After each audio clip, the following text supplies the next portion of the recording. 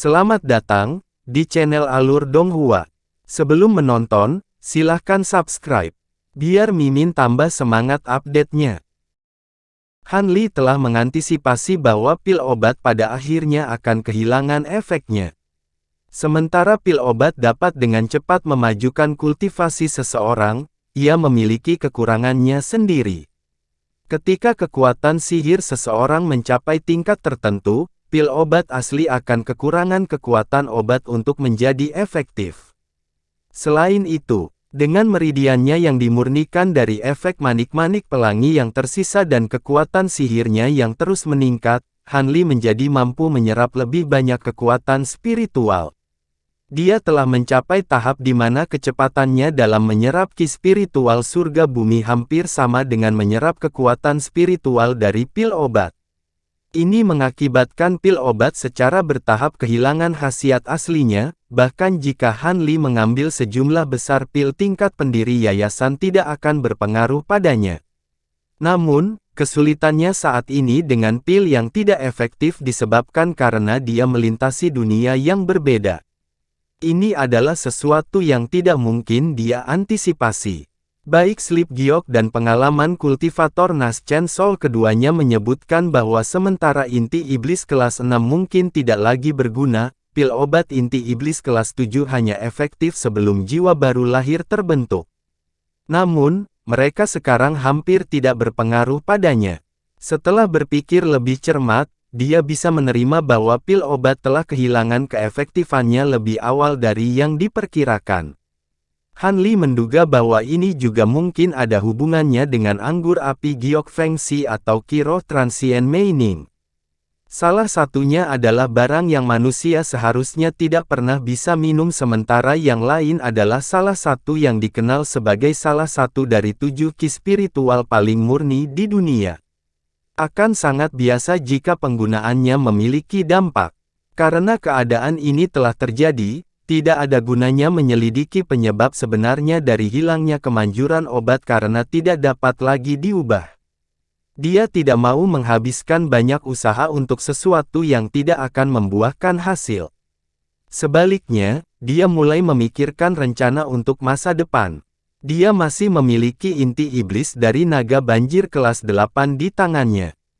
Tetapi karena itu adalah bahan yang sangat berharga yang hampir tidak dapat ditemukan, dia sama sekali tidak mau memperbaikinya menjadi pil obat karena ada kemungkinan kegagalan yang begitu tinggi.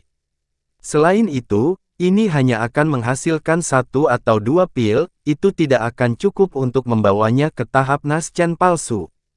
Jadi satu-satunya pilihannya adalah berkultivasi dengan keras untuk meningkatkan kekuatan sihirnya sedikit demi sedikit seperti orang lain. Hanya saja dia tidak mengalami kemajuan untuk waktu yang cukup lama. Dengan pemikiran itu, Han Li tidak bisa menahan senyum pahit. Untungnya, dia tidak jauh dari mencapai puncak tahap formasi inti. Dia membayangkan bahwa jika dia diberi ki spiritual dalam jumlah yang melimpah, itu hanya akan membutuhkan usaha sekitar 10 tahun.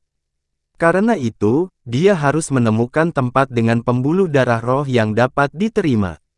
Jika dia berkultivasi di daerah dengan ki spiritual yang lemah, itu akan memakan waktu beberapa kali lebih lama. Tetapi ketika berbicara tentang Vena Roh, wilayah selatan surgawi dan lautan bintang yang tersebar sangat berbeda, di sana memiliki banyak pulau dan hanya sedikit orang dengan tanah bebas sejauh mata memandang. Ada pulau yang tak terhitung jumlahnya dengan banyak pembuluh darah roh yang tidak diklaim. Sebaliknya, tanah di selatan surgawi telah diperbaiki, tetapi ada juga banyak orang. Meskipun area tersebut dapat dianggap besar, semua pembuluh darah roh yang terkenal telah ditempati oleh sekte dan klan pembudidaya dari semua ukuran. Bahkan area dengan ki spiritual yang sedikit yang luput dari perhatian mereka sudah diambil oleh pembudidaya liar. Tidak ada barang berharga yang tersisa. Dengan satu-satunya hal untuk sumber daya budidaya alam, wilayah selatan surgawi terlalu kurang dibandingkan dengan laut bintang yang tersebar. Dalam keadaan seperti ini, Han Li hanya bisa menyelinap ke klan atau sekte pembudidaya jika dia ingin melanjutkan kultivasinya. Sementara kemampuan Hanli saat ini akan memungkinkan dia untuk secara paksa merebut setiap pembuluh darah roh milik klan kultivasi atau sekte yang lebih kecil dan mengambil alih. Dia takut ini akan segera menyebabkan dia berada di bawah ancaman kultivator Naschen Soul lagi. Hanli selesai dikejar oleh kultivator Naschen Soul dan hanya ingin memadatkan Naschen Soul-nya dengan damai. Tetapi ketika klan pembudidaya muncul di benaknya, Hanli segera menolak gagasan itu. Klan kultivator apa yang memiliki kekuatan untuk menempati pembuluh darah roh yang luar biasa? Tak satu pun dari mereka akan memuaskannya. Selain itu, orang luar tidak akan pernah bisa berbaur di dalam klan. Sekte budidaya sangat berbeda, terutama sekte yang lebih besar. Mereka tidak hanya menempati pembuluh darah roh terbaik, tetapi mereka juga memiliki banyak pembudidaya kelas tinggi. Setiap kali sesuatu terjadi, dia tidak perlu menunjukkan kultivasinya yang sebenarnya dan akan ada sedikit gangguan pada kultivasinya. Benar-benar santai untuk berlindung di bawah kekuatan yang lebih besar. Setelah dia memadatkan Naschen Soul, dia tidak akan lagi takut. Dia memperhitungkan bahwa ketika saat itu tiba, eselon atas sekte manapun akan mencoba membujuknya melalui segala cara yang mungkin jika dia ingin mengungkapkan dirinya. Lagi pula, siapa yang begitu bodoh untuk membuat musuh dengan seorang kultivator Naschen Soul? Dengan pemikiran ini, Hanli mulai mengingat pembuluh darah suci dari Gunung Dreamcloud yang terkenal di seluruh wilayah selatan surgawi. Pada akhirnya, 3 sekte pembudidaya besar yang menduduki pembuluh darah roh menjadi target prioritas bagi Hanli. Karena dia ingin memasuki salah satu sekte, Hanli perlu membandingkan karakteristik dan kelemahan ketiga sekte tersebut. Tetapi sebelum semua ini terjadi, Hanli telah mengunjungi kota pasar kecil dan memperoleh informasi tentang 100 tahun terakhir di wilayah selatan surgawi. Sebelum Hanli berpisah dengan 2 saudara perempuan bersumpah, dia telah berbagi sedikit informasi dengan mereka. Karena kedua wanita itu adalah orang asing di negeri ini, mereka secara khusus ingin mengenal keadaan dan kekuatan besar negeri ini. Struktur kekuatan wilayah selatan surgawi telah sangat berubah sejak Hanli terakhir berada di sana. Pertama-tama, 9 negara di selatan surgawi telah dibagi antara Dao Iblis, Dao yang benar, Aliansi Dao Surgawi, dan Persatuan 9 Bangsa. Tidak ada lagi kekuatan individu yang mengendalikan masing-masing negara bagian. Sebelumnya, Hanli hanya mengetahui Dao yang benar, Dao Iblis, dan Persatuan 9 Bangsa. Setelah Hanli pergi ke Laut Bintang tersebar, negara adidaya yang dikenal sebagai Aliansi Dao Surgawi dibentuk. Itu terdiri dari para kultivator dari lebih dari 10 negara dengan ukuran berbeda untuk menentang Dao yang benar dan Iblis. Meskipun itu lebih besar dari Iblis dan Dao yang benar, itu tidak akan cocok jika Dao yang benar dan Iblis bersatu. Namun, itu hanya dengan kesepakatan diam-diam bahwa kedua belah pihak tidak akan mengganggu satu sama lain sementara mereka memperluas dengan mencaplok negara tetangga mereka. Bahkan selama momen damai yang singkat ini, mereka masih menganggap diri mereka musuh sepanjang waktu. Tidak mungkin mereka bisa membentuk aliansi. Selain itu, perselisihan telah meningkat secara internal atas distribusi keuntungan yang baru ditemukan dan kedua belah pihak telah tenggelam ke dalam perselisihan internal. Tak satu pun dari mereka tertarik untuk menghadapi aliansi Dao Surgawi. Adapun aliansi Dao Surgawi, mereka hanya aliansi yang terhubung secara longgar untuk memulai.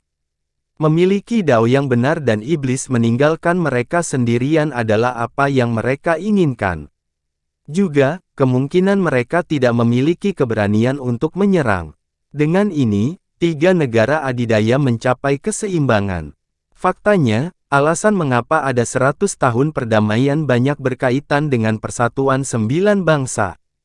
Persatuan 9 Bangsa telah mengambil banyak sekte kultivasi dan kultivator liar yang dipindahkan oleh Dao yang benar dan Iblis, termasuk 7 sekte Yue, dan hasilnya sangat kuat. Dengan peningkatan kekuatan yang besar ini, mereka awalnya percaya bahwa mereka akan mampu menekan para prajurit mantra dari dataran Moulan. Namun, mereka benar-benar tidak menyangka bahwa dalam perang mereka dengan suku Moulan, bahwa pasukan tangguh dari dua suku tambahan akan datang membantu mereka dalam waktu yang sangat kebetulan, melipat gandakan jumlah prajurit mantra. Pertempuran antara kedua belah pihak semakin intensif dan menyebabkan beberapa pertempuran besar, yang membuat sejumlah besar kematian di kedua belah pihak. Meski begitu, Persatuan Sembilan Bangsa menemukan diri mereka dalam posisi yang kurang menguntungkan dan bahkan beberapa tanah mereka disita. Tak berdaya, Persatuan Sembilan Bangsa mulai meminta bantuan dari Devil Dao, Raites Dao, dan Koalisi Doa Surgawi untuk bantuan. Mereka juga mengancam bahwa jika ketiga kekuatan itu tidak mau mengirim orang, mereka akan mundur, dan membiarkan prajurit mantra Moulan memasuki tanah mereka. Ketika ketiga pihak menerima informasi ini, mereka semua mengirim orang untuk membantu meskipun mereka tidak bersedia. Mereka semua tahu bahwa jika Persatuan Sembilan Bangsa mundur, maka para pendekar mantra Moulan yang ganas akan membawa mereka ke dalam masalah besar beberapa hari mendatang. Dengan bala bantuan, Serikat Sembilan Bangsa mampu mencetak kemenangan, meninggalkan beberapa ribu kultivator mati. Mereka mampu mendapatkan pijakan yang stabil melawan serangan Moulan dan sekali lagi mampu berdiri teguh.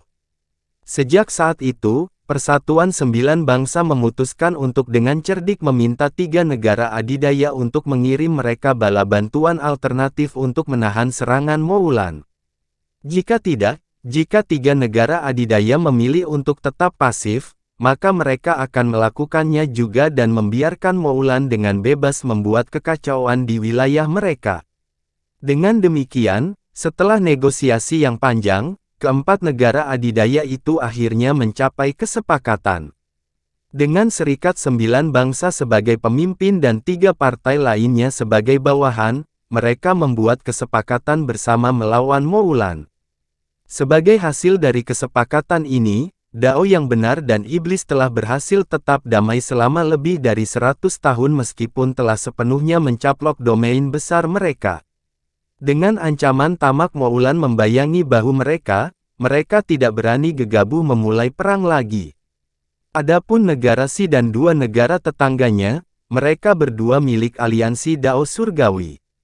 Sekte Pedang Kuno, Sekte Awan Melayang, dan Paviliun 100 kemungkinan termasuk di antara sekte inti aliansi. Dari tiga sekte yang mengendalikan pembuluh darah roh suci, pilihan paling optimal untuk Han Li bukanlah sekte awan hanyut tetapi sekte 100 kemungkinan yang terkenal dengan penyempurnaan alatnya. Selain tujuan awalnya untuk menemukan area kultivasi, murid-murid sekte 100 kemungkinan sangat mahir dalam menyempurnakan segala macam alat sihir. Rumor mengatakan bahwa sekte tersebut bahkan memiliki metode penyempurnaan untuk harta sihir kelas atas. Harta karun ini menyebabkan hati Han Li bergerak. Namun, sangat disayangkan bahwa sekte tersebut merekrut murid dengan cara yang sama seperti yang dilakukan oleh 7 sekte negara bagian Yue. Mereka memprioritaskan perekrutan dari klan kultivasi dan jarang menerima orang luar sebagai murid. Selanjutnya, persatuan dari 5 klan pembudidaya yang paling kuat dalam sekte telah memonopoli bagian yang dialokasikan sekte dari pembuluh darah semangat Gunung Awan Mimpi di barat. Kedua faktor ini telah menyebabkan Han Li melepaskan pikiran untuk bergabung dengan sekte ini dengan sedikit penyesalan. Adapun sekte pedang kuno, seperti namanya, sangat mahir dalam teknik pengendalian pedang. Semua alat sihir dan harta sihir mereka adalah berbagai jenis pedang dengan ukuran berbeda. Adapun sekte yang melindungi seni pedang mutlak sejati, itu sangat tajam dan dikenal luas di seluruh negeri. Sekte pedang kuno tidak secara eksklusif menerima murid dari klan pembudidaya, tetapi juga menerima kultivator liar muda. Namun, sekte mengharuskan seseorang untuk sangat cocok dengan seni pedang mereka. Jika bakat seseorang tidak cocok dengan teknik kultivasi sekte, mereka tidak akan diterima. Inilah sebabnya mengapa mereka memiliki murid paling sedikit dari 3 sekte. Di sisi lain, dengan mengandalkan serangan dominan mereka, para murid sekte pedang kuno menang atas lawan dari kultivasi serupa, memimpin sekte tersebut menjadi yang paling kuat dari ketiganya. Tentu saja, mereka memegang nadi roh utama Gunung Awan. Sekte terakhir adalah Sekte Awan Melayang. Alih-alih terkenal karena penyempurnaan senjatanya seperti Sekte 100 Kemungkinan, Sekte Awan Melayang terkenal karena ramuan pilnya. Pil roh tempering yang legendaris adalah sesuatu yang hanya bisa dibuat oleh beberapa tetua sekte. Jadi terlepas dari kekuatan sekte yang lebih rendah dibandingkan dengan dua lainnya, sekte itu berhasil memperoleh bagian timur dari nadi roh gunung. Selain itu, Sekte Awan Melayang merekrut murid paling banyak dan memiliki persyaratan yang paling sedikit. Secara keseluruhan, sekte hanya memiliki 2 syarat untuk menerima murid, terutama, sekte itu membutuhkan seseorang yang memiliki akar spiritual yang layak dan kapasitas untuk dibina, selebihnya mereka juga lebih dari bersedia untuk menerima murid yang memiliki bakat yang buruk selama budidaya mereka telah mencapai lapisan yang cukup tinggi. Bagaimanapun, Sekte Awan Melayang mengejar bermacam-macam disiplin ilmu yang tidak teratur di luar teknik ramuan pil yang terkenal.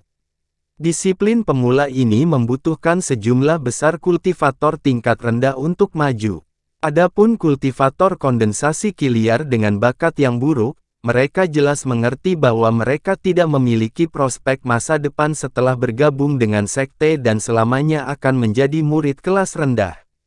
Bagaimanapun, mereka bergabung dengan pemikiran yang mirip dengan Han Li, cukup nyaman untuk berlindung dalam kekuatan besar dari Sekte Awan Melayang. Karena alasan inilah para kultivator liar berbondong-bondong ke sekte dalam jumlah besar. Dengan kebijakan penerimaan yang lemah dan bujukan dari pil roh tempering yang legendaris, sekte tersebut tampaknya menjadi pilihan yang tepat Han Li untuk menyusup. Dengan beberapa ketidakpastian yang tersisa, Han Li membuat beberapa pertanyaan tambahan dan mengetahui bahwa sekte tersebut akan segera menerima banyak murid, segera menghilangkan keraguannya. Tanpa mengungkapkan rencananya, dia segera pergi dan berpisah dengan kedua wanita itu setelah melakukan beberapa persiapan. Saat hari perekrutan semakin dekat, banyak kultivator ki kondensasi mulai berkumpul di jalan. Ketika Han Li melihat ini dari puncak gunungnya, dia dengan tenang bergabung dengan mereka. Dalam perjalanannya di sepanjang jalan setapak, dia berjalan selama sekitar 2 jam tanpa mencapai akhir. Ini bukan karena gunung itu besar tetapi karena jalan batu dipengaruhi oleh beberapa teknik ilusi dangkal. Mereka mungkin ingin menggunakan ini untuk menggiling jumlah murid yang ingin memasuki sekte. Mengingat kondisi pintu masuk yang lemah dari Sekte Awan Melayang, mereka mungkin juga memusnahkan para kultivator yang terlalu tidak sabar untuk berjalan di sepanjang jalan. Beberapa orang yang berjalan di depan Han Li telah menemukan sesuatu yang salah, dan segera berkumpul bersama dan mulai berbisik satu sama lain. Mereka tampaknya telah menebak apa yang sedang terjadi dan terus berjalan maju tanpa ragu-ragu. Kelompok kultivator tampaknya adalah kenalan. Meskipun telah diabaikan, Han Li melanjutkan perjalanannya tanpa memperhatikan mereka. Setelah 1 jam lagi berjalan di sepanjang jalan batu, mereka akhirnya mencapai beberapa tangga biru, dengan senang hati mempercepat langkah mereka saat menaiki tangga. Han Li dengan tenang menaiki tangga dan mengamati pemandangan di atas. Ada platform putih bersih besar yang lebarnya lebih dari 400 meter, dan satu-satunya struktur lain yang ada adalah paviliun kecil di sisi lain. Ada beberapa puluh kelompok berbeda dari kultivator dengan berbagai pakaian di sekitarnya, tetapi tidak ada yang berani masuk ke dalam paviliun. Adapun Han Li dan kelompok di depannya, mereka bergabung dengan kelompok yang sudah ada di sana dan duduk di antara mereka. Han Li dalam hati mencibir pemandangan di depannya. Sementara kultivator liar ki kondensasi tidak dapat melihat apapun, Han Li mampu melihat melalui formasi ilusi dengan indera spiritualnya. Paviliun batu kecil di depan mereka sebenarnya adalah menara batu giok putih besar. Sebuah tanda yang digantung di menara memiliki 3 kata emas besar, Aula Awan Ilusi. 3 orang berdiri di bawah tanda besar dan melihat ke bawah pada pembudidaya kondensasi Qi, berbicara di antara mereka sendiri saat mereka memberi isyarat. Mereka hanya mengandalkan formasi mantra untuk menyembunyikan diri. Dari ketiganya, 2 adalah kultivator pendirian yayasan awal sementara satunya pendirian yayasan pertengahan. Sepertinya mereka bertiga bertugas menerima pendatang baru. Han Li berjalan di antara kerumunan di dekatnya dan duduk di tepi dengan kepala tertunduk. Meskipun dia menutup matanya, indera spiritualnya sepenuhnya menyelimuti 3 kultivator pendirian yayasan, dengan mudah menguping pembicaraan mereka. Seorang pemuda berwajah pucat yang tampaknya berusia akhir 20-an menunjuk ke arah kerumunan dan berbicara dengan nada tidak puas, "Saudara senior Qiyu. Meskipun tenggat waktu belum tercapai, tidak banyak kultivator liar yang menarik perhatian kami. Sebagian besar yang di sini bahkan tidak akan lulus kualifikasi, dan jelas hanya berada di lapisan ke-7 kondensasi Qi. Apakah mereka berpikir bahwa Sekte Awan Melayang mengambil semua orang? Tidak ada yang bisa kita lakukan. 3 tahun lalu, sekte kami menerima sejumlah besar murid karena mereka cocok. Dan karena paman senior Jin kekurangan tenaga kerja, ada pengecualian yang dibuat untuk menerima 2 murid kondensasi Qi lapisan ke-8 pada saat itu. Ini membuat salah paham mereka untuk memasuki sekte kami, itulah sebabnya ada begitu banyak kultivator liar yang datang untuk mencoba peruntungan mereka. Pria bernama Senior Qiyu adalah seorang kultivator pendirian yayasan pertengahan berjubah putih berusia 40-an dengan wajah tegas, persegi dan mata yang cerah. Seorang pemuda yang bersemangat dengan aura heroik tertawa kecil dan menambahkan, "Tentu saja, kita tidak akan begitu lunak kali ini." Bagaimanapun, murid-murid kelas rendah yang baru-baru ini diterima berada di sisi yang lebih buruk dengan akar dan kultivasi spiritual mereka. Tampaknya seorang penatua memperhatikan hal ini dan telah memperingatkan Master Sekte. Karena itu, kami akan mengikuti kata-kata Master Sekte untuk tidak menerima apapun selain kualitas. Pemuda berwajah pucat itu melirik para kultivator liar dan dengan jijik berkata, "Tidak menerima apapun selain kualitas.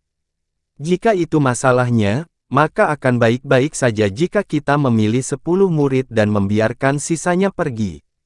Senior Qiyu melirik pemuda berwajah pucat dan dengan tenang berkata, "Junior Liu seharusnya tidak meremehkan mereka. Mungkin benar-benar ada beberapa jenius di antara mereka. Junior Sun Huo pernah menjadi seorang kultivator liar juga, tetapi ia berhasil mencapai pendirian yayasan hanya 5 tahun. Meskipun dia diberi teknik kultivasi yang cocok dan pil pendirian yayasan untuknya, ini juga dapat dianggap sebagai bagian dari bakatnya." Ketika pemuda berwajah pucat mendengarnya, dia dengan cepat memikirkan sesuatu dan batuk kering. Dia kemudian dengan cepat tersenyum seolah dia merasa takut terhadap Senior Qiyu dan berkata, "Senior benar. Aku salah bicara." Kakak senior Qiyu akan berbicara lebih banyak kepada pemuda itu, tetapi Han Li tidak tertarik, jadi dia mengingat perasaan spiritualnya dan mulai bermeditasi. Sampai saat ini, dia telah menahan Qi-nya ke titik di mana pembudidaya lain hanya menganggapnya sebagai pembudidaya kondensasi Qi lapisan ke-10. Dia seharusnya tidak kesulitan memasuki sekte. Sekitar setengah hari kemudian, ada lebih banyak kultivator di kerumunan yang memanjat tangga batu. Pada saat matahari terbenam, ada hampir 100 yang duduk di atas panggung. Mayoritas mereka masih muda, tetapi ada juga seorang pria parubaya dengan kultivasi yang sangat mendalam. Pada saat itu, hamparan cahaya merah tiba-tiba meledak dari paviliun batu dan menghilang untuk mengungkapkan menara setinggi 100 meter bersama dengan 3 siluet yang berdiri di atas. Kakak senior Qiyu menyapu pandangannya ke kerumunan dengan ekspresi tegas dan dengan tenang berkata, kami menyambut Anda semua rekan Daois ke Sekte Awan Hanyut kami. Saudara saya dan saya akan bertanggung jawab untuk mengevaluasi Anda para murid. Saya harap Anda rekan Taois akan dengan jelas mendengarkan apa yang akan saya katakan selanjutnya. Jangan lewatkan. Terima kasih sudah menonton, sampai jumpa di episode selanjutnya. Jangan lupa subscribe, like, dan nyalakan loncengnya. Sampai jumpa.